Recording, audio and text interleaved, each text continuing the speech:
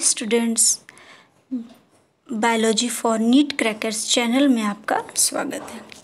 Students, आज हम the living organism के बारे में स्टडी करेंगे।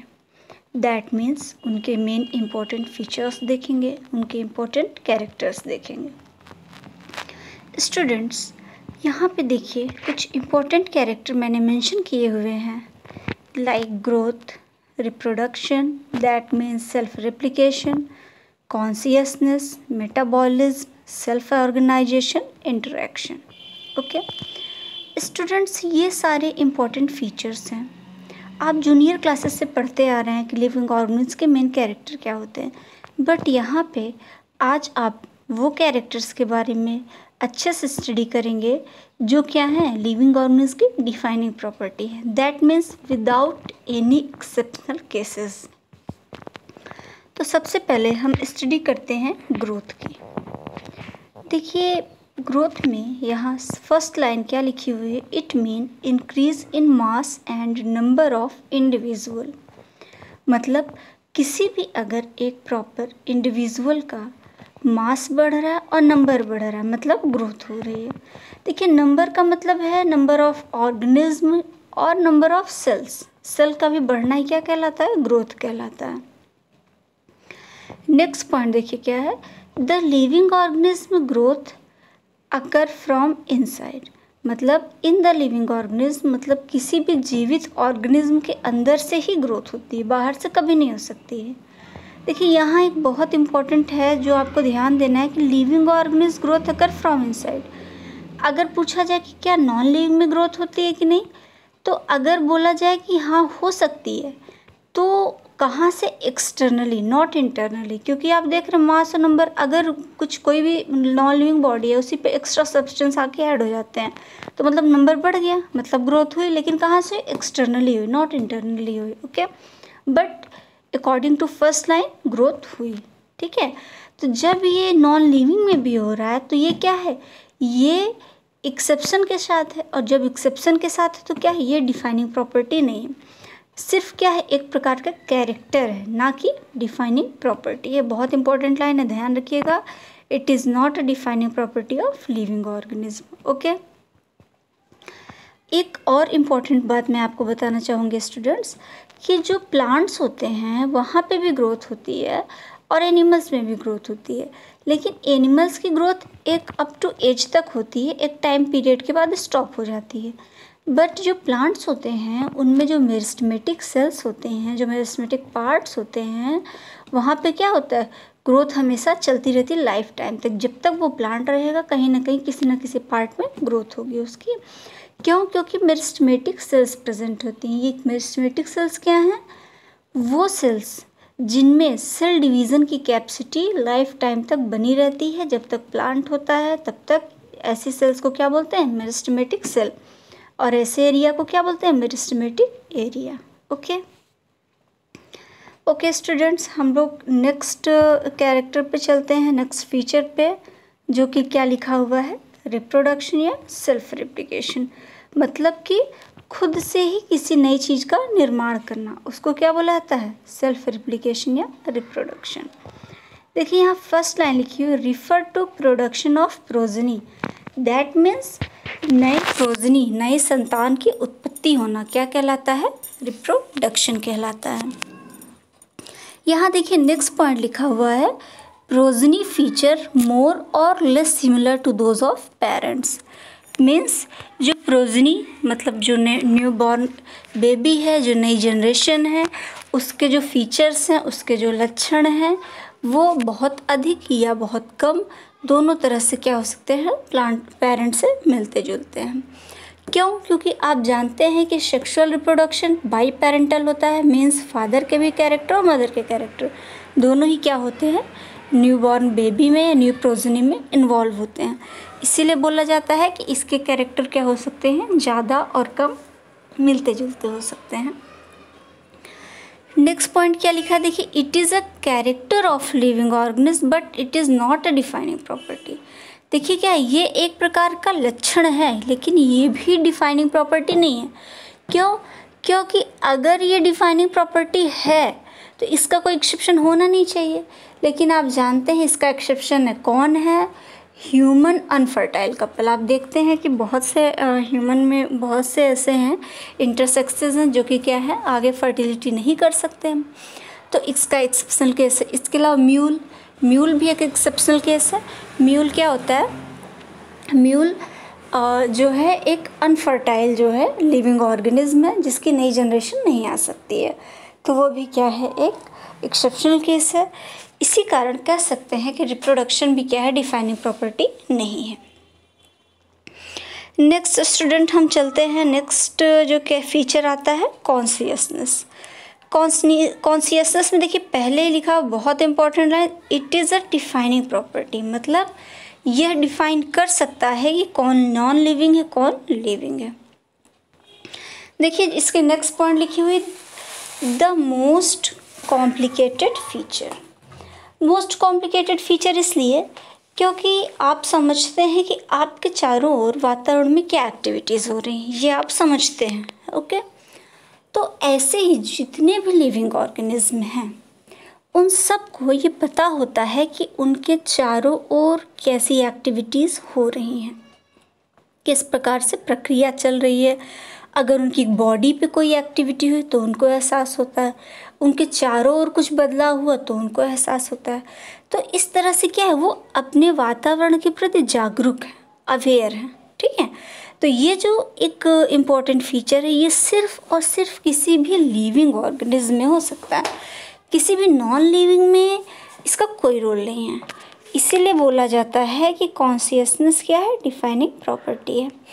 देखिए यहाँ लिखा हुआ है एक point, all living organism have ability to understand the surrounding and respond to stimuli. मतलब क्या है कि जितने भी लिविंग ऑर्गेनिज्म हैं वो अपने चारों ओर वातावरण के प्रति क्या है, सजग हैं, ठीक है। और अगर कोई स्टिमुलस का मतलब अगर कोई भी एक्टिविटी हो या कोई एक्स्ट्रा चीज़ उन पे हो या उनके चारों ओर हो तो वो क्या करते हैं, वो लिविंग ऑर्गेनिज्म उसी हिसाब से क्या करते हैं, रिस्पॉन्स देते हैं, मीन्स अपना आंसर देते हैं, ठीक है। तो ये क्या है, कॉन्शियसनेस है।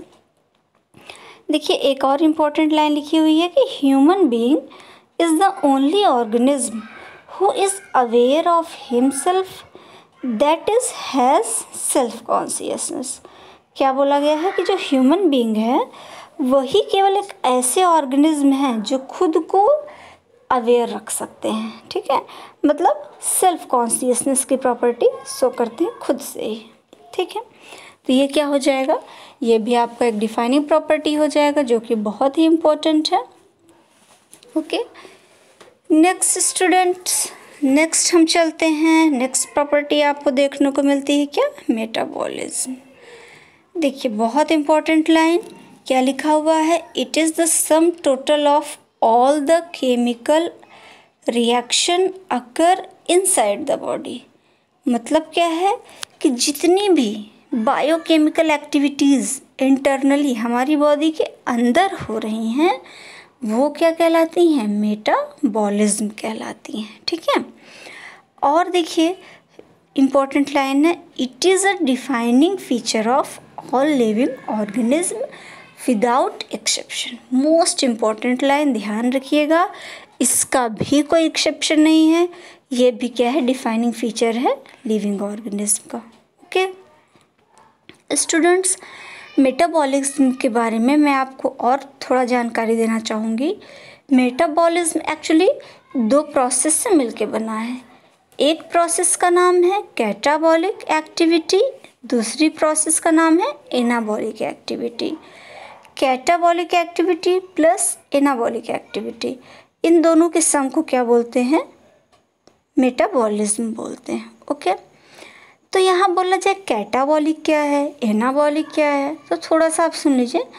कैटाबॉलिक मीन्स लार्ज मॉलिक्यूल का डिस्ट्रक्शन किसमें, छोटे छोटे मॉलिक्यूल में, ठीक है। तो इसी प्रोसेस को क्या बोला जाएगा, कैटाबॉलिज्म। जैसे आपको अगर एग्जांपल दूँ मैं, तो जो रेस्पिरेशन होता है, रेस्पिरेशन में क्या होता है, बहुत बड़ा जो मॉलिक्यूल जिसको आप ग्लूकोज बोलते हैं वो छोटे छोटे पार्ट में ब्रेक होता है, लाइक कार्बन डाइऑक्साइड, वाटर, है ना। और उसके ब्रेक होने से क्या मिलती है, एनर्जी मिलती है। तो ये कैसी प्रोसेस हो गई? कैटाबॉलिक प्रोसेस हो गई। इसका जस्ट वाइस वर्सा होता है एनाबॉलिक प्रोसेस। एनाबॉलिक में क्या होता है? ढेर सारे छोटे छोटे मॉलिक्यूल मिलते हैं और एक बहुत लार्ज मॉलिक्यूल बनाते हैं, उस प्रोसेस को एनाबॉलिक प्रोसेस बोलते हैं। इसका एग्जाम्पल क्या हो सकता है आपका? फोटोसिंथेसिस हो सकता है। ठीक है, तो ये भी क्या तो बोला जाता है metabolism is a sum of catabolic and anabolic. Okay, ये कुछ एक्स्ट्रा नॉलेज थी, आज देना ज़रूरी था आपको, इसलिए मैंने बता दिया है।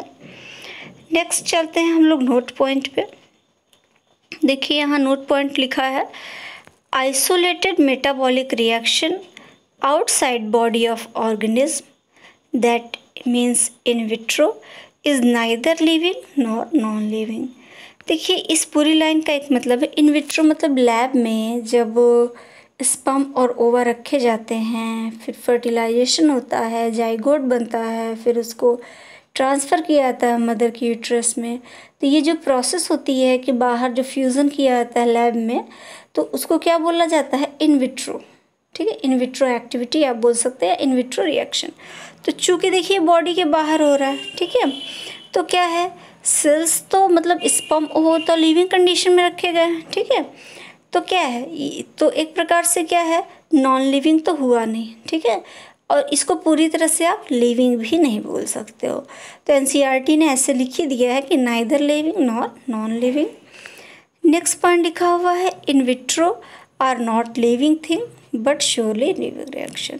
मतलब इन विट्रो मतलब लैब में ये लिविंग चीज़ें तो नहीं हैं, लेकिन रिएक्शन कैसी है, वो लिविंग ही है। ऐसे एग्जैक्ट पूछता भी है नीट में, ऐसे ही डायरेक्ट क्वेश्चन पूछा गया है, तो आपके पास ये ऑप्शन रहेगा कि श्योरली लिविंग रिएक्शन, ठीक है, या रहेगा neither living nor non living, तो आप उसको टिक कर सकते हो। ओके, नेक्स्ट स्टूडेंट देखिए मैंने क्या किया है, ये जो पूरा आपको ये टॉपिक पढ़ाया है जो लिविंग ऑर्गेनिज्म, ये आपका पूरा थ्योरी मैंने एक नोट्स खुद से बनाई है, ये सारे कॉम्पिटिटिव पॉइंट ऐड कर दिए हैं आपके, और उसी पे देखिए मैं यहाँ पे आपको कुछ क्वेश्चंस करा दे रही हूँ, जिससे आपको क्या हो जाएगा, कॉन्सेप्ट भी क्लियर हो जाएगा। देखिए यहाँ से सबसे पहले आपका जो क्वेश्चन आ रहा है, सबसे पहला क्वेश्चन है, which one of the following organism is self consciousness. मतलब क्या है, सेल्फ कॉन्शियसनेस किस ऑर्गेनिज्म में है। और आप जानते हैं कि आप वो मैंने एक पॉइंट लिख रखा है ऊपर, कौन होगा, ह्यूमन। ह्यूमन में ही क्या होता है, सेल्फ कॉन्शियसनेस होता है, इसलिए आपका क्या सी ऑप्शन सही हो जाएगा यहाँ। नेक्स्ट आता है आपका, which one of the following is a defining property of all living organism without any exception. तो अभी अभी आपने पढ़ा है, आपने देखा था कि रिप्रोडक्शन डिफाइनिंग प्रॉपर्टी नहीं थी, ग्रोथ भी डिफाइनिंग प्रॉपर्टी नहीं थी, मेमोरी भी नहीं थी। तो यहाँ पे क्या हो जाएगा आपका, ये सही हो जाएगा, मेटाबॉलिज्म। स्टूडेंट्स देखिए मैंने यहाँ खुद से टिक नहीं किया है, ना मैं कर रही हूँ। इससे क्या होगा कि आप खुद सॉल्व करेंगे इसको, आपके पास ऑप्शन रहेगा, ऐसे मैं टिक कर दूँगी तो ठीक नहीं है। अभी मैं आपको ऑप्शंस बता रही हूँ, आप जो है उसको देखते चलिए, समझते चलिए, बाद में खुद से भी सॉल्व करिएगा।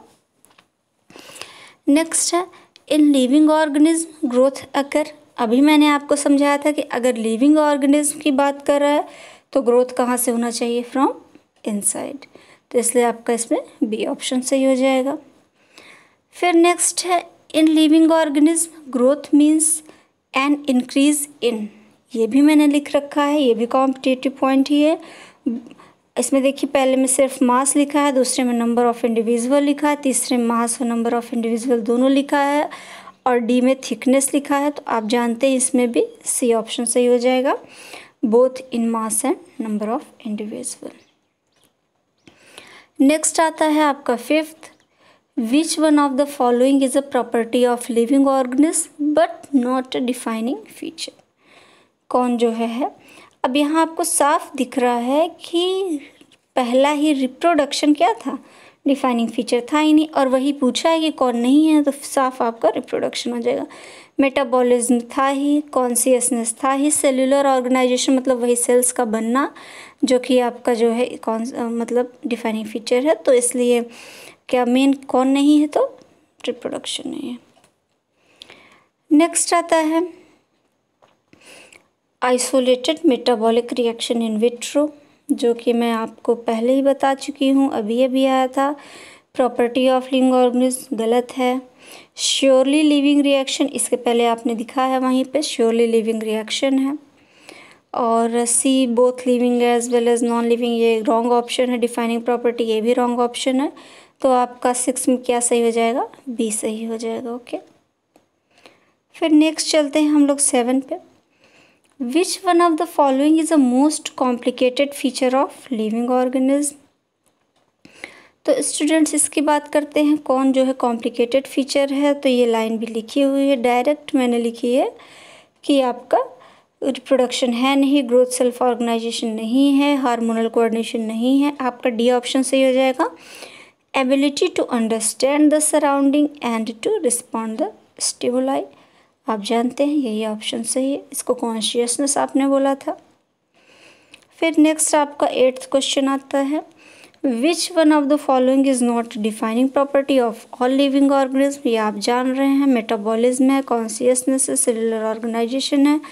इसमें भी क्या सही हो जाएगा? बी आपका सही हो जाएगा। यही क्या डिफाइनिंग फीचर नहीं है। ओके, तो देखिए स्टूडेंट्स क्या होगा, लिविंग ऑर्गेनिज्म की थ्योरी हो गई, उसका क्वेश्चन हो गया। यही मैं एक नेक्स्ट टॉपिक छोटा सा है ऐड कर देती हूँ, सिस्टमेटिक।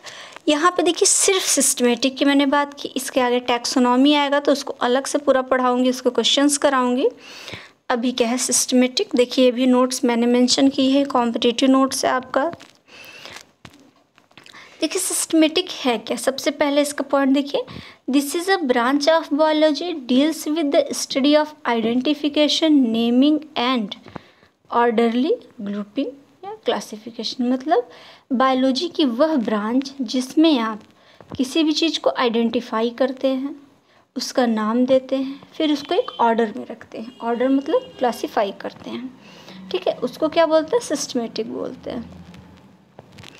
नेक्स्ट आपका जो पॉइंट आता है, देखिए सिस्टमेटिक मतलब एक किसी भी चीज़ को एक सिस्टम से अरेंज करना है ना। आइडेंटिफाई कर दो पहले उसको, फिर उसका नाम दे दो, फिर उसको ग्रुप में जहाँ जहाँ ऐड करना वहाँ पे ऐड कर दो, ठीक है, इसीलिए इसको सिस्टमेटिक बोला गया है। ये देखिए नेक्स्ट पॉइंट क्या है, systematic is a Latin word. Latin word क्या था? सिस्टेमा था, ठीक है। इसका मतलब क्या होता है? Which means systematic arrangement of organism, जो भी मैंने आपको बताया। देखिए नेक्स्ट क्या है, the systematic include evolutionary relationship of organism. देखिए यहाँ इवोल्यूशन मतलब होता है कि जो स्लो मोशन में समय के साथ जो पुराने समय से लेके अब तक जो चेंज हुए हैं उसको क्या बोला गया? इवोल्यूशन। तो जब किसी भी ऑर्गेनिज्म को देखा जाता है, उसके बारे में स्टडी की जाती है, तो उनके जो एंसेस्टर रहे हैं उनमें क्या बदलाव हुआ, उनमें बदलने से ये जो नया ऑर्गेनिज्म ऐसा है क्यों हुआ है, तो उसके इवोल्यूशन को भी ध्यान रख के तब उसको अरेंज किया जाता है, तब उसकी नेमिंग की जाती है। तो ये बहुत इंपॉर्टेंट लाइन है, इवोल्यूशनरी वर्ड ध्यान रखिएगा, पूछा गया है। The systematic include evolutionary relationship among the organism. उस ऑर्गेनिज्म के बीच में उसका इवोल्यूशन से क्या रिलेशन रहा है उसके बारे में भी इसमें बताया जाता है। किसने दिया था इसको? देखिए लिखा हुआ है, Linnaeus gave the term systematic in 1735। 1735 में लीनियस जी ने क्या दिया था? सिस्टमेटिक दिया था। ये भी पूछा गया क्वेश्चन है। टर्म टैक्सोनॉमी, क्योंकि इसके बाद सिस्टमेटिक के बाद आप टैक्सोनॉमी मीन्स क्लासिफिकेशन के बारे में पढ़ेंगे, तो मैंने यहीं पे ऐड कर दिया है 2 पॉइंट और। हालांकि मैं अलग से आपको पूरा डिस्क्राइब करूँगी टैक्सोनॉमी एक नेक्स्ट लेक्चर में, नेक्स्ट वीडियो में। क्या है, A P de Candolle gave the term taxonomy in 1813। ठीक है, 1813 में एपीडी कैंडोल जी ने क्या दिया था? टर्म टैक्सोनॉमी दिया था, ध्यान रखिएगा। यहाँ मैंने एक कॉम्पिटिटिव पॉइंट उसका डेफिनेशन ऐड कर दिया है। Taxonomy is the process of classification of all living organism. जितने भी लिविंग ऑर्गेनिज्म हैं उनको जो क्लासिफाई किया जाता है उसी प्रक्रिया को क्या बोलते हैं? टैक्सोनॉमी बोलते हैं। ओके, लीनियस जी एक साइंटिस्ट आए थे, कार्ल वॉन लीने, काफ़ी फेमस है, आप लोगों ने नाम भी सुना होगा उनका। लीनियस, इनको पूरा नाम कैरोलस लीनियस है, जो कि आगे मैं पढ़ाऊँगी बायनोमियल नॉमेनक्लेचर में, उसको भी पढ़ाऊँगी। Linnaeus used Systema Naturae as the title of his publication. उन्होंने क्या किया था, पब्लिश किया था, बाइनोमियल नोमेनक्लेचर वगैरह, टैक्सोनॉमी को भी ऐड किया था, उसमें क्लासिफाई किया था चीज़ों को। तो उन्होंने क्या किया था कि सिस्टेमेटिक टाइटल दिया था अपनी पब्लिकेशन का। स्टूडेंट्स इस पर तो अभी ज़्यादा क्वेश्चन मैंने कराए नहीं, इससे ज़्यादा नहीं, 2 क्वेश्चन ऐड किए हैं मैंने, ध्यान रखिएगा, देख लीजिए, जो कि अभी अभी आपने पढ़ा है। Who gave the term systematic, Linnaeus, जानते हैं। सिस्टमेटिक इज आइडेंटिफिकेशन, नोमेनक्लेचर और क्लासिफिकेशन। सही बात है, अगर आप सिस्टम की बात कर रहे हैं किसी की भी, तो सिस्टम में क्या हो जाएगा, आइडेंटिफाई भी कर सकते हैं चीज़ों को, नोमेनक्लेचर देंगे, क्लासिफाई करेंगे। जब ये तीनों प्रक्रिया होगी तब आप बोलेंगे कि हाँ क्या है, सिस्टमेटिक्स है, मतलब इस प्रोसेस को। तो इसीलिए इसमें क्या हो जाएगा, ऑप्शन ऑल ऑफ दिस सही हो जाएगा आपका। नेक्स्ट है the science of naming the organism is, fix है कि जब किसी चीज़ की आप नेमिंग करते हैं तो उसका क्या हो जाता है, नोमेनक्लेचर। फिक्स है कि इसका जो आंसर हो जाएगा क्या हो जाएगा, सी, नोमेनक्लेचर हो जाएगा। ओके स्टूडेंट्स, फाइनली आपका क्या हो गया, द लिविंग ऑर्गेनिज्म का इंट्रोडक्शन हो गया, सिस्टमेटिक हो गया, ये सारे करवा चुकी हूँ मैं आपको।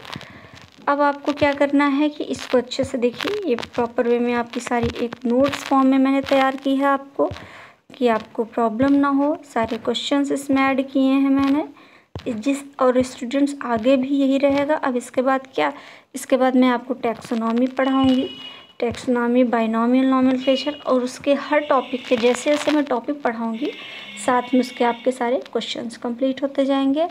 मैं आपको ईयर वाइज जो आपका नीट का आया हुआ क्वेश्चन है वो भी सॉल्व कराऊंगी, ठीक है, और टॉपिक वाइज कराऊंगी, चैप्टर वाइज भी कराऊंगी। आपका जब ये लिविंग ऑर्गेनिज्म और सिस्टमेटिक्स में अभी जब क्लासिफिकेशन वगैरह मैं सब करा दूंगी आपका, तो उसके बाद क्या करूँगी, इस पूरे चैप्टर का एक बार आपसे क्वेश्चन करवाऊँगी, ठीक है। तो उससे क्या हो जाएगा, आपका कंप्लीट होता चलेगा नीट का सिलेबस। ओके स्टूडेंट्स, अगर आपको वीडियो अच्छा लग रहा है, अगर आपको चीज़ें समझ में आ रही हैं, तो आप लाइक और सब्सक्राइब कर सकते हो। Thank you.